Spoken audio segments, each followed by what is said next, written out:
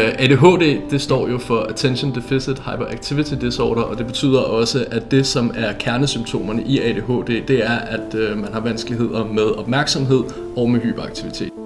Social Stories som koncept er jo sådan set meget det, som der ligger i navnet. Det er en social historie.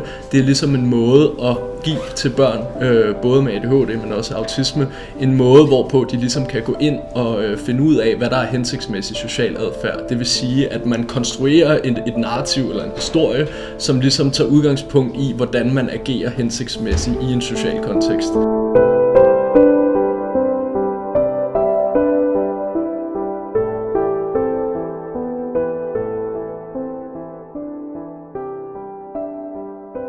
Altså, sociale historier, det bruger vi, hvor vi selvfølgelig identificerer en eller anden form for adfærd eller noget, som vi gerne vil korrigere.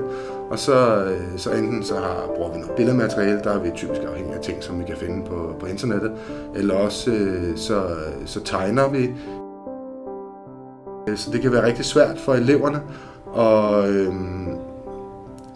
at finde ud af, hvad det er, historien egentlig drejer sig om. Der kommer sådan en...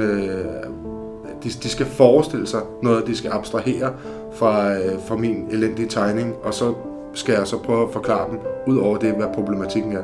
Så der kommer ligesom et ekstra led ind, hvor de er nødt til at kognitivt komme ud over den vindmølle, som ligner en blomst.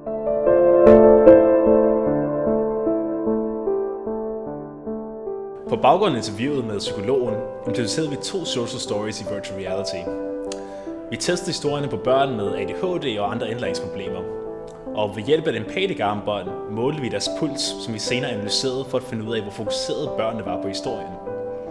På baggrund af testen har vi lært, at historierne skal designes, så brugeren ikke kan gå glip af handling i historierne.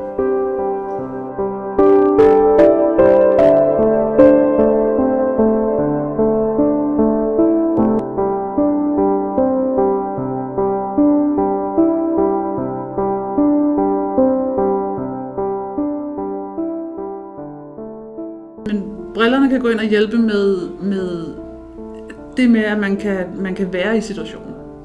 Fordi når man oplever en historie på et papir, så er det svært at sætte sig ind i, at man skal være den person, som er på papiret.